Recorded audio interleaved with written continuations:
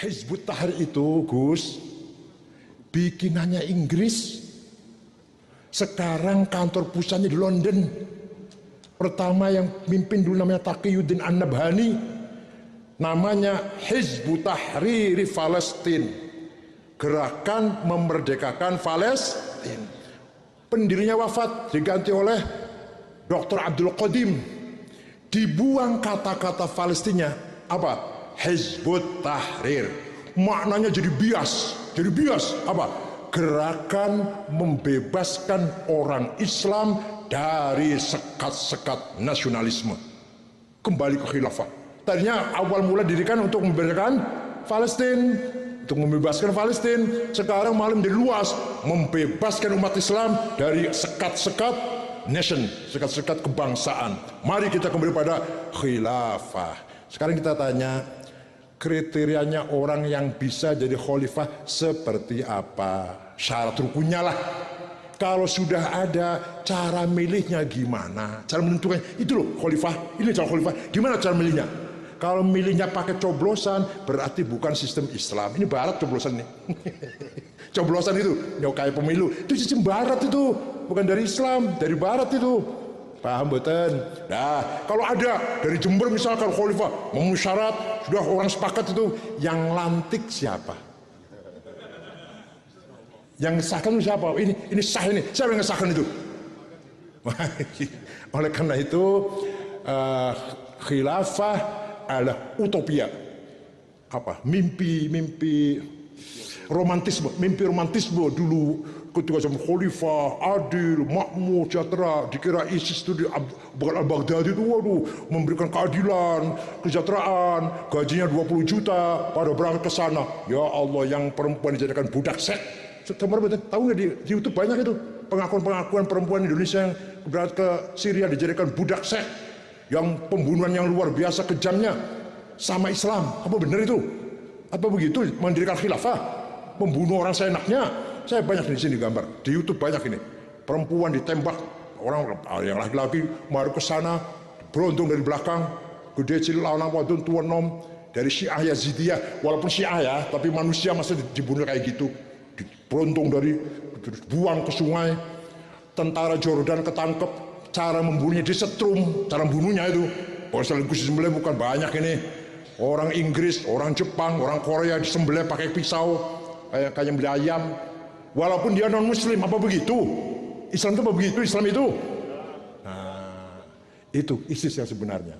Dan sekarang jadi gini ceritanya. ISIS itu yang bentuk namanya Mus'ab Zarqawi, anak Jordan tapi tinggalnya di Tel Aviv. Jadi ISIS itu 100% made in Israel. Terus mati sudah kebunuh. Abu Bakar Baghdadi, namanya Ibrahim bin Awad al-Badri, melihat ISIS nggak ada pemimpinnya, diambil kepemimpinan itu. Itu seorang yang suka ceramah, suka khutbah di masjid-masjid lah. Pusatnya dipindah, tadinya di Jordan dipindah ke kota Mosul. Kota Mosul itu perbatasan dengan Iran, Irak perbatasan Iran. Oleh Amerika dibiarkan untuk nakut-nakuti Iran. Tahunya kuat, semakin kuat, ngerampok bank, ngerampok kilang-kilang minyak, ekspor minyak. Amerika malah kaget nih. Dibiarkan malah tahu bahaya ini, malah akan mencetak uang sendiri. Akhirnya Amerika ikut membasmi ISIS. Setelah Amerika ikut basmi, mulailah pada mati.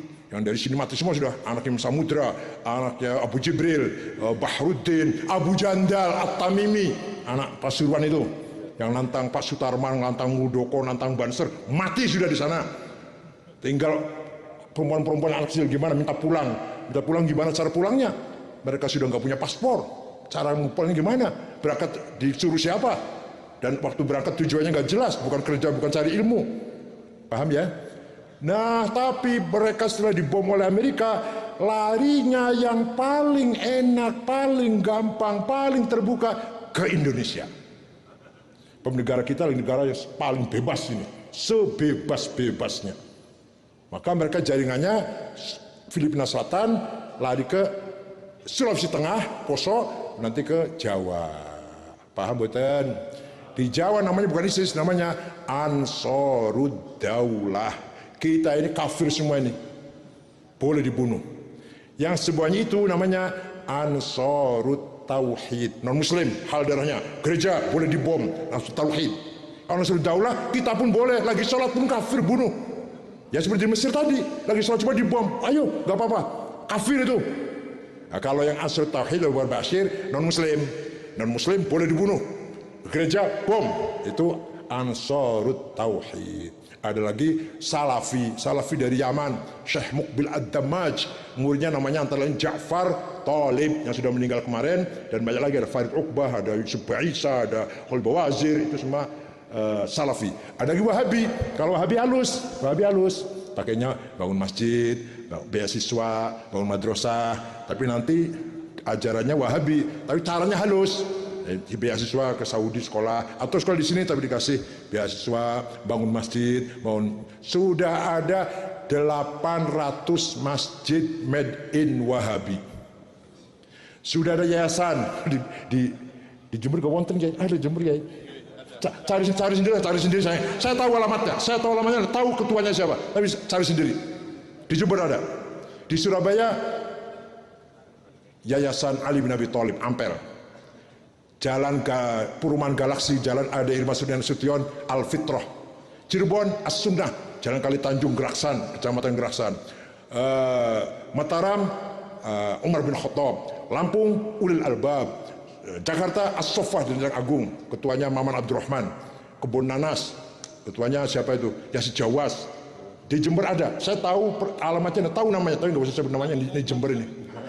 Cari sendiri. Namanya Imam Syafi'i, di Jember itu, Pondok Imam Syafi'i. Pondoknya iya, tapi nama pendirinya bukan itu.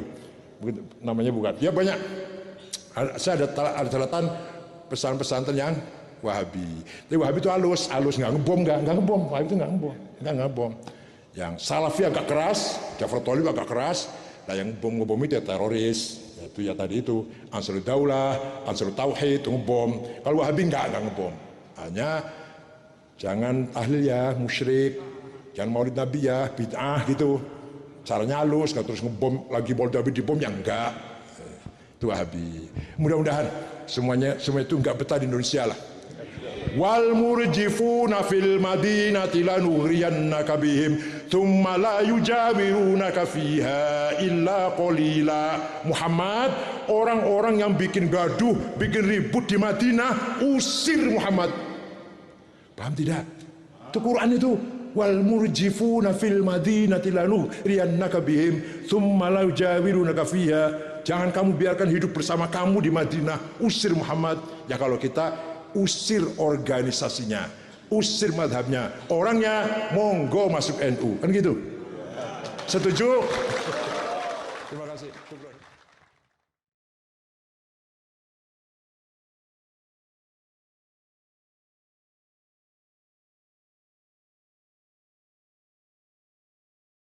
Syekh Subakir mempunyai tugas apa? Merantai apa? Mengkerangkeng apa? Mengikat